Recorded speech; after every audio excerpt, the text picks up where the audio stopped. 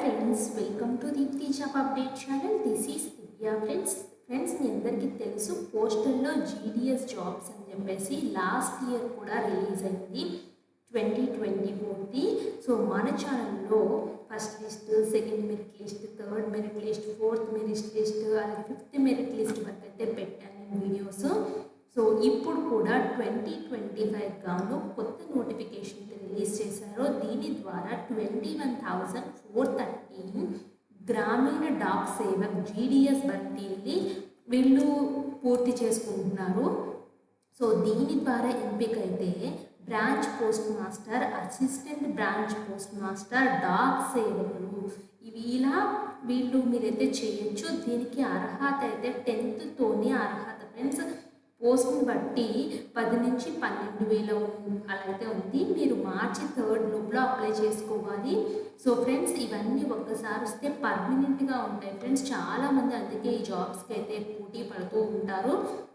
ఆంధ్రప్రదేశ్లో 1,215, తెలంగాణలో 519 వేకెన్సీస్ అయితే ఉన్నారు. సో ఈ పోస్టులకు ఎంపికైన వారు రోజుకి 4 గంటలు పనిచేస్తే సరిపోతుంది. చూసారా ఫ్రెండ్స్, 4 అవర్స్ వర్కే ఉంటుంది. అలాగే వీటితో పాటు ఇండియన్ పోస్టల్ పేమెంట్ బ్యాంకుకు సంబంధించిన సేవలకు గాను ప్రత్యేకంగా ఇన్సెంటివ్ రూపంలో బీపీఎం, ఏబీపీవీఎం, అలాగే డాక్ సేవకులు ప్రోత్సాహంగా అందిస్తారు. సో మీరు ఎక్స్ట్రా వర్క్ చేస్తే ఇన్సెంటివ్స్ రూపంలో మీకు ఎక్స్ట్రా ఇన్కమ్ ఇస్తామని చెప్తున్నారు. సో ఇన్సెంటివ్స్ ఆధారపడి ఉంటాయి. సో మీకు విధులు నిర్వహించడానికి వాళ్ళే ల్యాప్టాప్, కంప్యూటర్, స్మార్ట్ ఫోన్ లాంటివి తపాలా శాఖ సమకూరుస్తుంది. సంబంధిత కార్యాలయానికి అందుబాటులో నివాసం ఉండి సైకిల్ తొక్కడం రావాలని క్లియర్గా మెన్షన్ చేశారు. సో భారీగా అయితే వీళ్ళు పోస్టులు అయితే వేసుకుంటున్నారు. 21,413 వేకెన్సీస్ అయితే ఉన్నాయి. సో మీరు ఏ స్టేట్లో అయినా అప్లై అయితే చేసుకోవచ్చు. బట్ ఆ స్టేట్కి సంబంధించిన లోకల్ లాంగ్వేజ్ వస్తే ఇంకా బెటర్ ఫ్రెండ్స్. సో మీరు నాన్ లోకల్ కింద అయితే కొట్టుకోవాల్సి అయితే ఉంటుంది.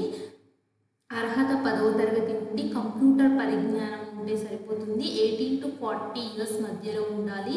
మీకు నెలకి 12,000 నుంచి 29,380 రూపీస్ బీపీఎంకి వస్తాయి. ఏబీపీఎం డాక్ సేవకులకు మీకు 24,470 రూపీస్ ఉంది. అలాగే ఎక్కువ వర్క్ చేస్తే ఇన్సెంటివ్స్ బట్టి కూడా మీకు ఇస్తామని చెప్తున్నారు. సో మొదటి ప్రాధాన్యత ఇస్తున్న దానికి ఆప్షన్ 1 పెట్టుకుని ఆప్షన్ 2 అలా పెట్టుకోవాలి. సో మీరు దేనికి అప్లై చేస్తున్నారో దానికి 100 రూపీస్ అయితే చెల్లించాలి. ఎస్సీ, ఎస్టీ, దివ్యాంగులు, ట్రాన్స్ ఉమెన్స్కి అయితే ఫీ అయితే లేదు. సో ఈ పోస్టులకి ఎంపికైన వాళ్ళు ఏమేమి వర్క్ చేస్తారో కూడా క్లియర్గా అయితే ఇచ్చారు. మీకు లాస్ట్ డేట్ 3/3/2025 మాత్రమే ఉంది. సో నేను ఈ వీడియోలో అన్నీ క్లియర్గా ఎక్స్ప్లెయిన్ చేస్తాను. అప్లై ప్రాసెస్ కూడా చెప్తాను. ఇంకా మన ఛానల్ యొక్క వీడియోస్ ఎవరైనా చూడకపోతే చూడండి ఫ్రెండ్స్, చాలా జెన్యూన్ ఇన్ఫర్మేషన్స్తో వీడియోస్ అయితే ఉన్నాయి. సో జేఈ మెయిన్స్కి సంబంధించిన నోటిఫికేషన్, కేవీ స్కూల్స్ నోటిఫికేషన్, ఐఐసీటీలో టెక్నికల్ అసిస్టెంట్ పర్మనెంట్ జాబ్స్ అయితే పడ్డాయి. సో వీటిని కూడా ఒక్కసారి చెక్ చేసుకోండి. ఇలా చాలా రకాల జాబ్స్ మన ఛానల్లో అయితే ఉన్నాయి. వర్క్ ఫ్రమ్ హోమ్ జాబ్స్ అలాగే చాలా రకాలుగా అయితే ఉన్నాయి. ఒకసారి చెక్ చేసుకుని అప్లై అయితే చేసుకోండి. అలాగే షార్ట్స్ రూపంలో ఇంపార్టెంట్ అప్డేట్స్ ఉంటే వెంటనే తెలియజేస్తూ ఉంటాము. ఇవి కూడా యూస్ఫుల్గా ఉంటాయి, చెక్ చేసుకోండి. అండ్ ఇప్పుడు కనుక వచ్చినట్లయితే అఫీషియల్ నోటిఫికేషన్ వెబ్సైట్ కనుక వచ్చినట్లయితే ఇక్కడ చూడండి, జీడిఎస్ ఆన్లైన్ ఎంగేజ్మెంట్ అయితే కనిపిస్తుంది. మీకు నోటిఫికేషన్ కావాలి అనుకుంటే ఇక్కడ క్లిక్ చేసుకుని సర్కిల్ వైజా, డిస్క్రిప్టివ్ నోటిఫికేషన్ లేదా అప్లై ఆన్లైన్, ఫీ పేమెంట్స్ ఇలా అయితే స్టెప్స్ అయితే ఉన్నాయి. సో నేనైతే ఒకసారి పూర్తిగా నోటిఫికేషన్ అయితే క్విక్గా చూపిస్తాను ఫ్రెండ్స్. ఇక్కడ చూడండి, last date, edit option, dates కూడా ఇచ్చారు. బట్ మిస్టేక్స్ మాత్రం చేయొద్దు.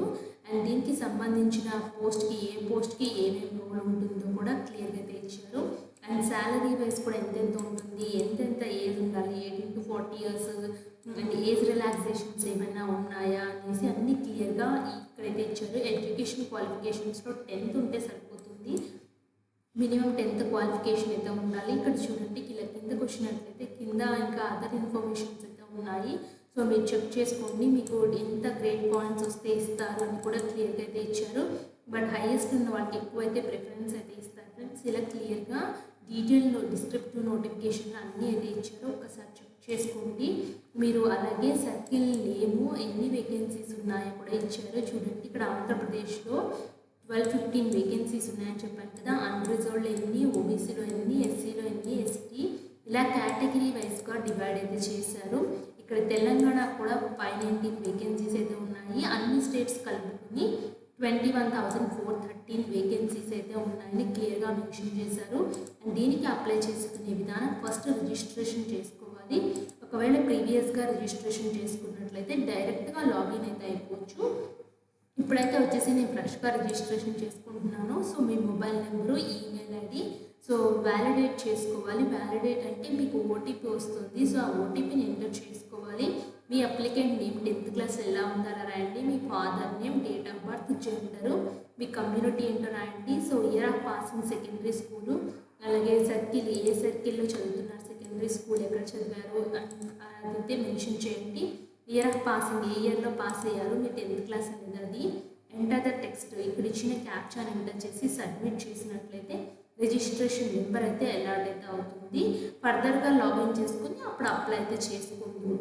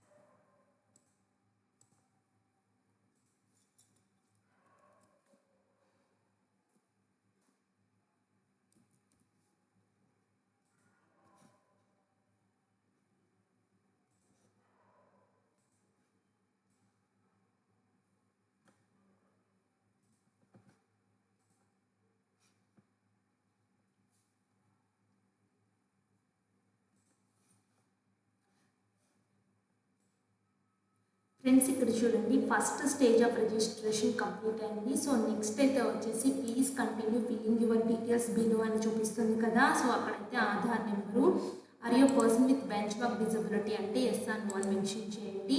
టైప్ ఆఫ్ డిజబిలిటీ ఉన్నవాళ్ళు రాయండి, లేదా లేకపోతే ఏం లేదు ఫ్రెండ్స్. వెదర్ ఎంప్లాయిడ్, సో మీరు ఏమైనా ఎంప్లాయ్ చేస్తున్నారంటే నేను నో అని పెడుతున్నారు. ఒకవేళ ఎస్ ఉంటే మీరు ఎన్ఓసి సర్టిఫికేట్ అయితే ఇవ్వాల్సి అయితే ఉంటుంది. మీ అప్లోడ్ ఫోటో అయితే వచ్చేసి అప్ టు 50 KB ఉండాలి. సిగ్నేచర్ అయితే అప్ టు 20 KB ఉండాలి. అప్లోడ్ చేసి సబ్మిట్ చేయండి.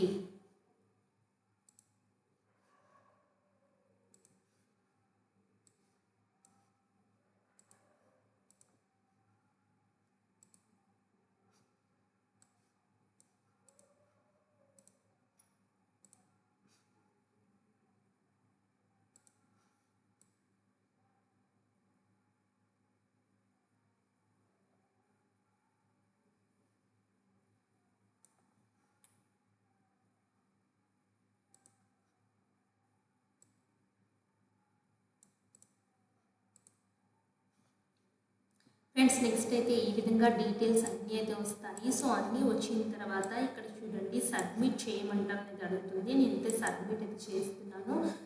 Please select studies in secondary school అయితే అడుగుతుంది. ఓకే అని అయితే క్లిక్ చేస్తున్నాను. సో ఇక్కడ చూడండి టిక్ బాక్స్లో టిక్ కొట్టేసిన తర్వాత సబ్మిట్ అయితే చేయండి.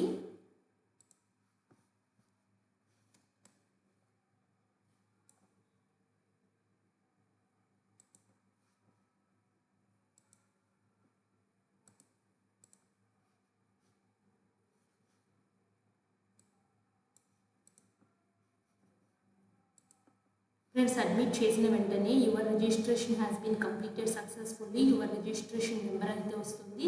Please keep it for further reference అయితే పెడుతున్నాను. సో కంటిన్యూ అయితే అప్లైకి వెళ్తున్నాను. కంటిన్యూ అప్లైకి వెళ్ళిన తర్వాత ఇక్కడ చూడండి రిజిస్ట్రేషన్ నెంబరు సర్కిల్ అప్లైని. సో మీరు ఏ సర్కిల్కి అప్లై చేస్తున్నారో చెక్ చేసుకోండి. సో నేనైతే వచ్చేసి తెలంగాణ సర్కిల్కి అయితే అప్లై చేద్దాం అనుకుంటున్నాను. తెలంగాణ క్లిక్ చేసి సబ్మిట్ చేసిన, ఒకవేళ ఆంధ్రప్రదేశ్ అయితే ఆంధ్రప్రదేశ్ పెట్టుకోండి. తర్వాత అప్లికేషన్ ఫామ్, చూస్ ప్రిఫరెన్సెస్, ప్రింట్ అప్లికేషన్, ఇలా ఇన్ని స్టెప్స్ అయితే కంప్లీట్ చేయాల్సి అయితే ఉంటుంది. సో నేనైతే సబ్మిట్ చేస్తున్నాను. సబ్మిట్ చేసిన తర్వాత ఓటీపీ అనేది నా మొబైల్ నెంబర్కి పంపించమని చెప్తున్నారు. ఓకే అని క్లిక్ చేస్తున్నాను. ఓకే అని క్లిక్ చేయడంతో మీ మొబైల్ నెంబర్కి వచ్చిన ఓటీపీని ఎంటర్ అయితే చేయండి. ఎంటర్ చేసి టెక్స్ట్ని ఎంటర్ చేసి నెక్స్ట్కి అయితే వెళ్ళండి.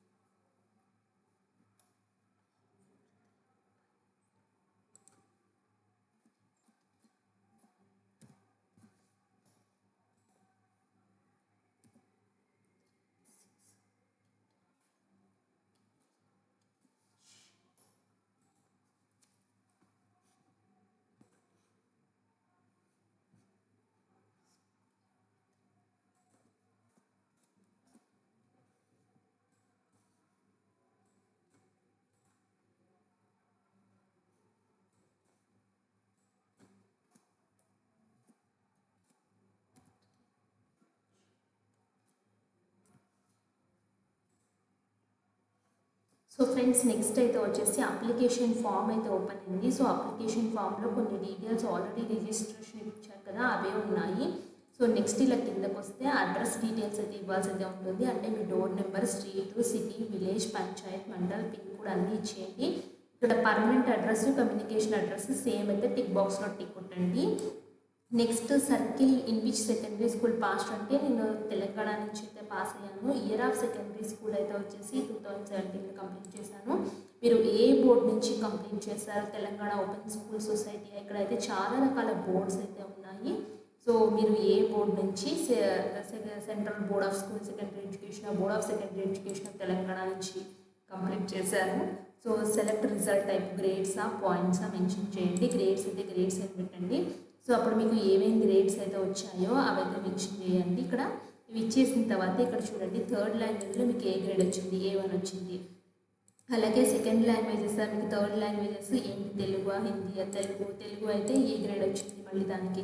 సో మ్యాథమెటిక్స్కి మీకు ఏ గ్రేడ్ వచ్చింది, జనరల్ సైన్స్కి ఏ గ్రేడ్ వచ్చింది, సోషల్ స్టడీస్కి ఏ గ్రేడ్ వచ్చింది. సో దాని తర్వాత సెకండరీ లాంగ్వేజ్ తర్వాత హిందీ ఉందా ఏముంది, సో దానికి ఏ గ్రేడ్ వచ్చిందో. సో టోటల్ CGPA స్కోర్ ఎంత వచ్చింది. If CGPA is not allowed by your board, you may leave this field as a blank వదిలేమని చెప్తున్నారు. ఇవన్నీ ఇచ్చేసి సేవ్ అండ్ నెక్స్ట్కి అయితే వెళ్ళండి.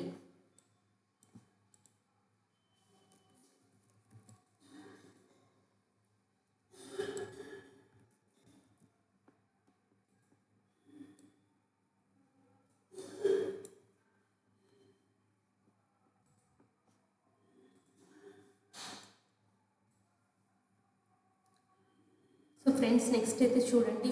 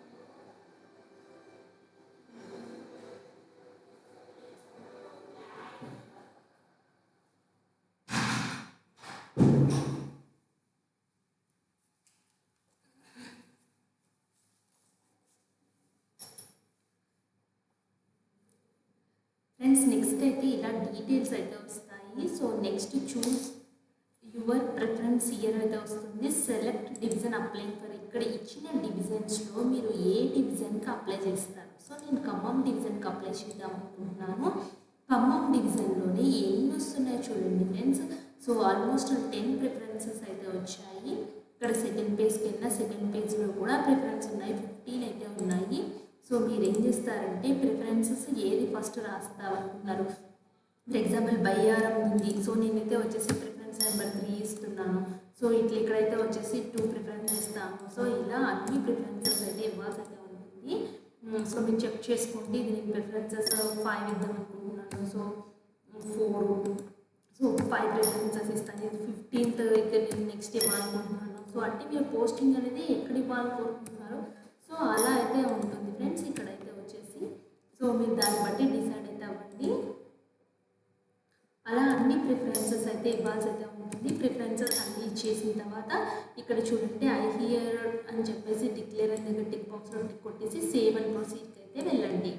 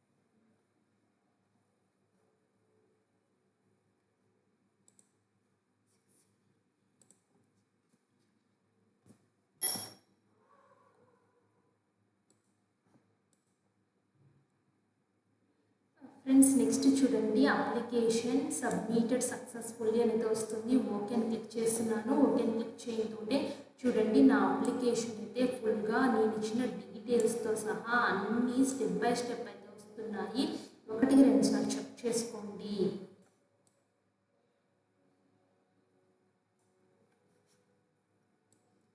సో ఫ్రెండ్స్ చూడండి నేను ఇచ్చిన 15 ప్రిఫరెన్సెస్ అయితే ఇలా అయితే వచ్చాయి.